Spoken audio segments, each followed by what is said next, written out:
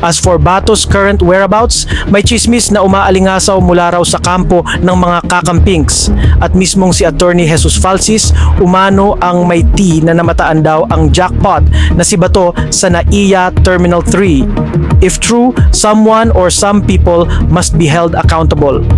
The investigations later on would bear this out. Malalaman kung saan pinutok yan. Kasi it's supposed to be, kung nagputukan yan, meron kang dinadirect na kung saan mo dinadirect yung barrel mo. Eh wala pong nasaktan, wala pong nasugatan. Ayon naman kay former Senator Antonio Trillanes, ang mga circumstances daw ng tila stage crisis kahapon, yung putukan at drama ng ilang mga senador ay baka daw parte ng gimmick ng bagong liderato ni Cayetano. Fortunately, kaya nga, yun lang ang senaryo may isip natin dito kasi sa dami ng putok na yon, tapos wala pong tinamaan, baka gimmick ito nila Cayetano.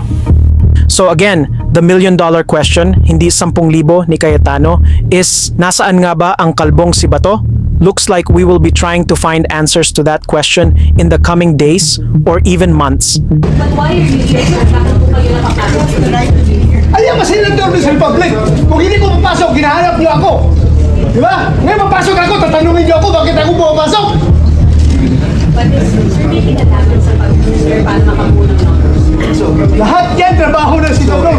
Pero ang malinaw, planado ang lahat. From his first appearance sa Senado para bumoto sa Senate kudeta ng mga DDS hanggang sa mga putok na narinig kahapon. Kumbaga, the plan was vote and run. And that's exactly what Bato did.